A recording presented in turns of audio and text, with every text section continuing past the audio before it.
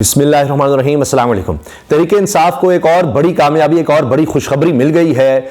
शेर अफजल मरवत की रिहाई का हुक्म आ गया है और शेर अफजल मरवत को जिस तरह से गिरफ्तार किया गया था और उसके बाद जिस तरह का एहतजाज देखने में आया, जिस तरह वुकला इकट्ठे होते चले गए, मुख्तलिफ बार इकट्ठी होती चली गई, उससे दबाव बढ़ता चला गया।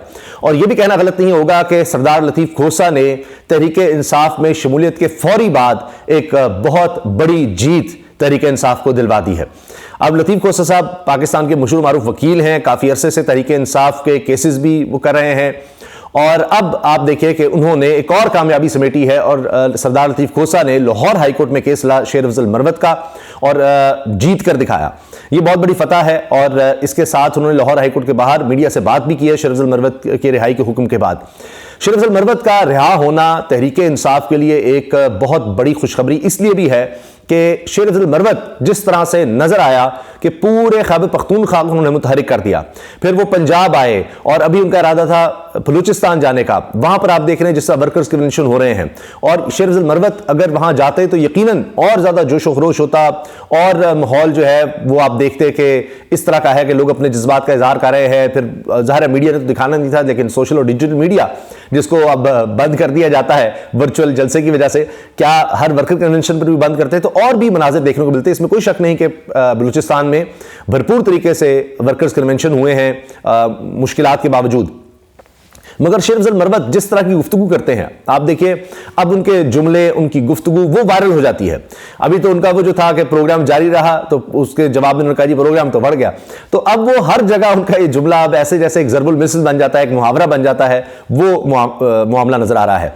फिर अभी जब वो आए थे लाहौर हाई कोर्ट जहां पर उन्होंने वुकला से खिताब भी किया था, खुद सीनियर वकील हैं, सुप्रीम कोर्ट के वकील हैं और मामलात को समझते हैं, जानते हैं, तकरीबन 30 साल से शायद वो वाबस्ता हैं इस प्रोफेशन से, पहले जज भी रहे। तो आकर उन्होंने जिस तरह जज्बाती तकरीर की, उन्होंने कहा कि अब मौत से भी नहीं डरना और अगर पाकिस्तान में आईन और कानून की बालादस्ती के लिए जान भी जाती है, अगवा कर लेते हैं तो हमें पीछे नहीं हटना। वो बड़ी इस तरह की स्टेटमेंट्स दे चुके हैं, बड़ी जज्बाती, और वो लगता ही है कि जैसे वो दिल से ये बात कर रहे हैं, साफ नजर आ रहा होता है। अब रिहाई के फौरी बाद क्या करने वाले हैं शेर अफजल मरवत साहब, ये भी एक बड़ा सवाल है। एक तो मैं आपसे ये चीज अर्ज कर दूं कि ये खदशात भी थे और हैं, क्योंकि कई रिपोर्टर्स ने इस चीज को हाईलाइट किया है और पोस्ट किए इस तरह की कि कहीं खुदा न खास्ता शेर अफजल मरवत के साथ भी वही ना हो जो इमरान रियाज के साथ हुआ, यानी उनको जेल से तो रिहाई मिली लेकिन साथ ही उनको अगवा कर लिया गया, लापता कर दिया गया और फिर आपने देखा कि उनकी सेहत पर कितने मनफी असरात आए। लेकिन ये अब इमरान रियाज के साथ जिस तरह से हुआ और उसके बाद देखिए आप पब्लिक में कितना इसका एक जो इम्पैक्ट है वो क्या गया, लोगों की इतनी ज़्यादा हमदर्दी और लोगों को इतना अफसोस और दुख हुआ कि क्या किया गया है इमरान रियाज के साथ। तो शेर अफजल मरवत साहब जो हैं उनके साथ वुकला बरादरी है। अगर आप नोट करें जिस तरह से गिरफ्तारी हुई थी उसके बाद ये बातें होने लग गई थी शेर अफजल मरवत के हवाले से कि जी ये किस तरह गिरफ्तार किया गया है। और एक मेहमान को पंजाब में वुकला जो हैं उनके लिए बड़ी मुश्किल थी कि भाई वो नहीं बचा सके उनको गिरफ्तारी से। और एमपीओ के तहत मेंटेनेंस ऑफ पब्लिक ऑर्डर जो अंग्रेज दौर का कानून है, जो इसलिए इस्तेमाल होता था कि अगर किसी को भी रोकना है कि भाई कोई आज़ादी की तहरीक ना चल जाए, कुछ इस तरह अपनी आवाज़ ना उठाए, ये उस दौर का कानून है जिस पर आला अदालतों की जजमेंट्स हैं, फैसले हैं। ये एक बड़ा अजीब कानून है और ये नहीं होना चाहिए। इसी कानून की वजह से आप ये देखेंगे इसके गलत इस्तेमाल की वजह से इस्लामाबाद हाई कोर्ट के जस्टिस बाबर सत्तार साहब ने तौहीन अदालत की कार्रवाई शुरू की हुई है डिप्टी कमिश्नर इस्लामाबाद के खिलाफ, एसएसपी इस्लामाबाद के खिलाफ कि आपने किया क्या।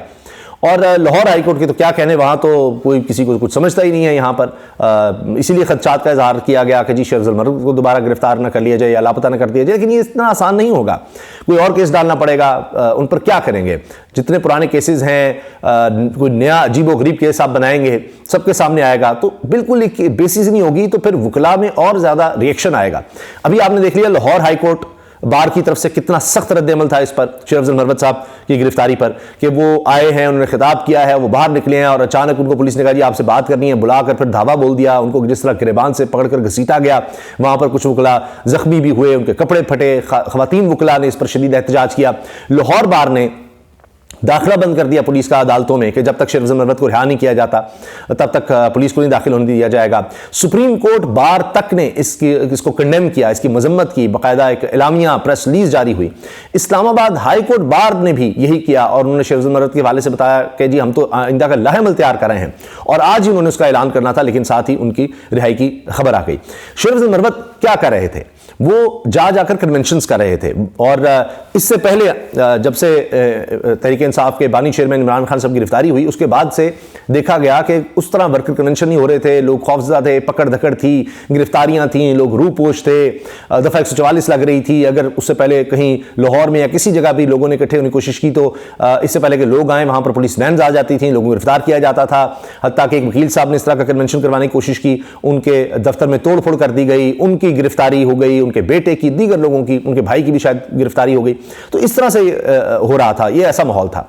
फिर शेर अफजल मरवत ने कहा जी मुझे जेल में इमरान खान से मुलाकात के बाद इमरान खान ने यह पैगाम दिया है कि तुम वर्कर्स कन्वेंशन शुरू करो, और फिर शेर अफजल मरवत को इंतहाई अहम जिम्मेदारी दी गई तहरीक इंसाफ की तरफ से। फिर वो सीनियर नायब सदर बने तहरीक इंसाफ के, और उन्होंने जाकर वर्कर्स कन्वेंशन कराया, ताकि वो छुपते भी फिर रहे थे कि गिरफ्तारी ना हो जाए। कहते एक दफा कन्वेंशन कर लें तो फिर गिरफ्तार कर लेना, कन्वेंशन से पहले नहीं, और बिला वजह नहीं। उन पर कई मुकदमात हुए और उन पर वो जमानत में थे। इसी तरह के मुकदमात दफा 144 है जी, आपने फिर जलसा कर दिया, यहां आए थे आप, वर्कर कन्वेंशन किया।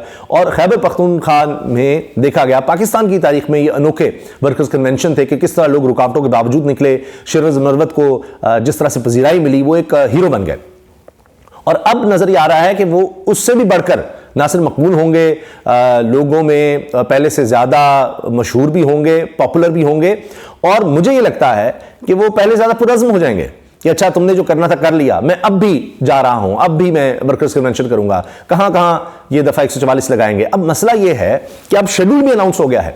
जब एक दफा इलेक्शंस का शेड्यूल अनाउंस हो जाए तो फिर आप कानूनी तौर पर किसी को भी ये नहीं कर सकते दफा 144 लगा दिए, उनको एक्टिविटी का हक है, नहीं लगा सकते आप इस तरह दफा 144 या एमपीओ लगा दे, मेंटेनेंस ऑफ पब्लिक ऑर्डर के। जी खदशा है, आप अंदाजा लगाइए, कोई जुर्म नहीं किया, खदशा है कि ये अमन अमान की सूरत हाल खराब कर सकते हैं, आप अंदाजा लगाइए।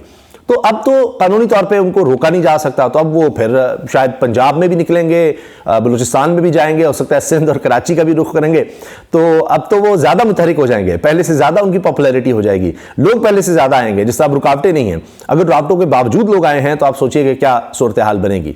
अब इस वक्त सूरत हाल ये है कि जिस तरह वर्चुअल ये जलसा किया तहरीक इंसाफ ने, वहां से उनकी मकबूलियत का पता लगा, तो अब एक्चुअल जलसे भी शुरू करेंगे शेर अफजल मरवत साहब। मुझे नहीं लगता कि वो पीछे हटेंगे। वो तो यहां तक कह चुके थे कि अगर मुझसे जबरदस्ती कोई लापता करके मुझसे कोई प्रेस कॉन्फ्रेंस करवाई गई तो फिर मैं जिंदा रहना पसंद नहीं करूंगा। ये आप सोचिए, इतनी उन्होंने सख्त स्टेटमेंट दी। वो तो बड़े वाज़ तौर पर कहते हैं, वो तो कहते हैं जी इमरान खान हमारा सिर्फ लीडर नहीं, हमारा मुर्शद है, और इस तरह की वो बात करते हैं। तो बाकी मुझे लगता है कि वो दोबारा से इस तरह के उनकी तरफ से ऐलानात होंगे और लोगों में उनकी पजीराई भी बढ़ेगी, और फिर से वही कन्वेंशन और जलसे और उनमें ज़्यादा शिरकत होगी। और शेर अफजल मरवत ये कह चुके हैं कि उनको किसी सीट की लालच नहीं है, और वो इसलिए नहीं निकल रहे हैं। और वो कहते हैं कि मैं तो इलेक्शन भी नहीं लड़ना चाहता था क्योंकि ताकि मैं पूरे मुल्क में जाकर कैंपेन कर सकूं। तो इमरान खान ने कहा तुम सिर्फ वहीं से खड़े होना जहां तुम्हें ज़्यादा कैंपेन की जरूरत ना हो, ताकि तुम पूरे पाकिस्तान में कैंपेन चला सको। अपनी राय का इज़हार कमेंट सेक्शन में ज़रूर कीजिएगा। अल्लाह हाफिज़।